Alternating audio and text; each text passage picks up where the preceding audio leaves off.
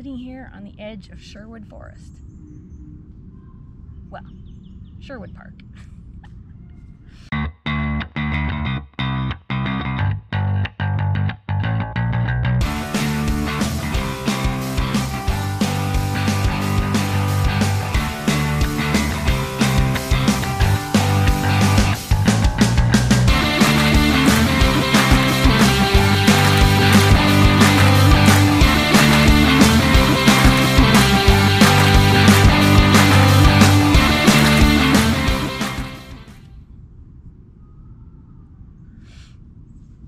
So I'm out here, it's not really early in the morning, but it's early, so there's not as many people and nobody's up with their chainsaws and lawnmowers yet. So I just wanted to talk a little bit about a couple of emails that I got this week from Ontario Nature and Environmental Defence. Environmental Defence is another charity that I support and works with Ontario Nature. So this is just some things that have been going on in Ontario and why I support Ontario Nature and why I have created my fundraiser for them. A few months ago, Doug Ford was trying to sell off our green space in protected areas to allow Amazon to build a huge warehouse on protected wetlands in the city of Pickering. So a whole bunch of people protested that, obviously, because we can't just be building oh, there goes a squirrel. Squirrel! We can't just be building warehouses on protected wetlands and taking away here's some people coming and then they're talking. I'm just gonna let them pass. Okay, so with work done by Ontario Nature and Environmental Defence and advocates like myself working with them, we were able to stop that from happening. Amazon just walked away. But what Doug Ford and his Conservatives are trying to have been doing is the province actually changed the law that Ontario conservation authorities took away their powers to actually protect the land and water that they were put there to protect. So then he's like retroactively legalizing development on provincially significant wetlands over a minister zoning order. So this is why I am supporting Ontario Nature and why I started my fundraiser. Let me just find this other email from them. It was right here.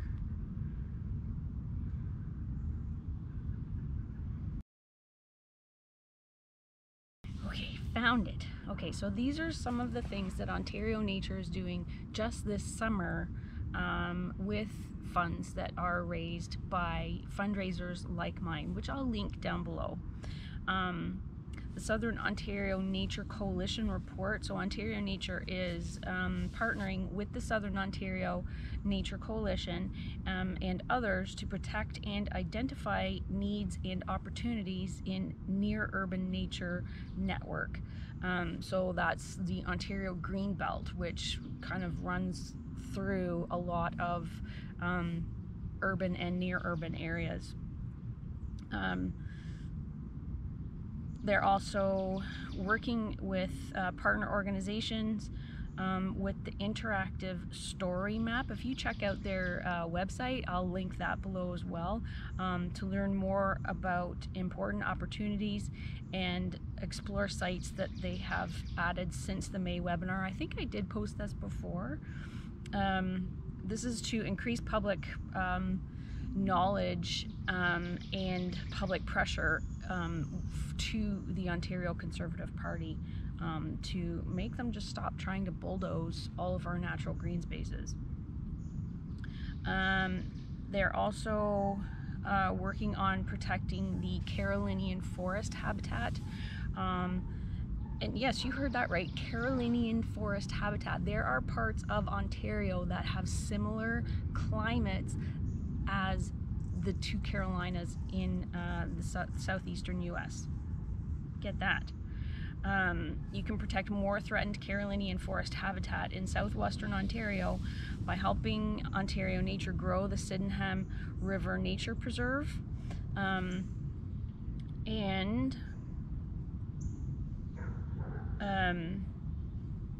What else was there? Fighting back against climate change. It has been really, really crazy in Canada the past couple of weeks. Our climate is, our temperatures are rising faster and higher than anywhere else on the planet. We recently in British Columbia posted record temperatures in the village of Lytton, British Columbia. The temperature record last week was 49.6 degrees Celsius. The following day, 90% of it was burned because of forest fires.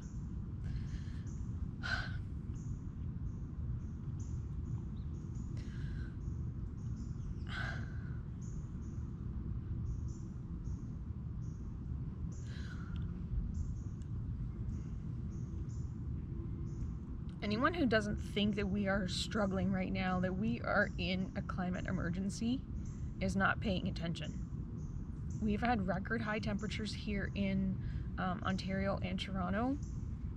The day that I moved, June the 5th, the temperature was 36 degrees Celsius. June the 5th. That's August weather in June. The humidity in my apartment on hot days gets as high as 70% in my apartment. My little air conditioner, it can't keep up with the heat, and unfortunately using more electricity and using air conditioners and stuff like that is just contributing further. So we have this huge, terrible cycle. So Ontario Nature fighting back against climate change. Ontario Nature recognizes that climate change is one of the most pressing issues of our time. Nature-based solutions are at the core of their work to help mitigate these threats. We're fighting back by protecting more land through nature reserve programs, including vulnerable wetlands that we've already saved and told Amazon to go away, including vulnerable wetlands that store vast amounts of carbon. We're supporting resilient northern forest habitats through boreal program by promoting sustainable development to safeguard ecosystems. One thing to note about Northern Ontario is there are currently tens of thousands of hectares burning due to forest fires because it has been so hot and so dry in Ontario as well as British Columbia, though not as hot, not nearly as hot. Lightning strikes and possibly campfires, we don't know, have started. Just several tens of thousands of hectares to catch on fire. When some of the pandemic restrictions were released in Ontario just at the beginning of June, so the provincial parks and national parks were allowed to open in Ontario for camping.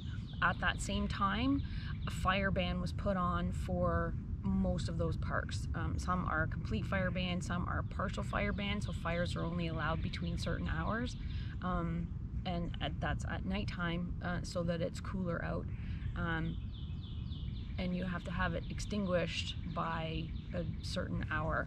So I mean, this is why that I am involved with Ontario Nature and with other environmental programs. Oh, there's a cardinal coming to see what I'm doing. Because we are in a climate crisis right now, and all of us collectively need to do what we can to mitigate further damage to the planet. Yes, the planet itself will heal itself, but only once it's got rid of us. This is what's happening, and this is what I think some people don't understand. Yes, the planet will heal itself, but in the meantime, we could become extinct. I don't know how many hundreds of people in British Columbia died just because of the heat wave that they had last week. 2 people died in the Lytton Village fire. Several hundred people died because of the heat. This is Canada. Why is this happening? We need to do what we can to stop this from getting worse. And by supporting environmental agencies like Ontario Nature and other programs. If you're not in Ontario, then support the programs in your province or your state or your country. If you are in British Columbia, I'm sure there's an equivalent. If you're in the state of New York, I'm sure there's a state program. Oh my God, like New York was flooded. The subways in New York City were flooded the other day. Like, oh, I've got one friend in British Columbia who is on evacuation notice for fires, and another friend in New Jersey who I'm worrying about is his apartment underwater. So it's just crazy. The whole world is crazy. If we don't have enough to worry about with this pandemic, which is still ongoing, then we have to worry about everything just either burning or flooding away. So if you can, if you are at least the least bit concerned about the climate crisis that we are experiencing, then please comment below, hit the like button, and also check out my fundraiser for Ontario Nature. If you don't want to support Ontario Nature because you don't live in Ontario, then I urge you to support environmental protection programs in your home area. Thank you for watching, and I'll catch you later.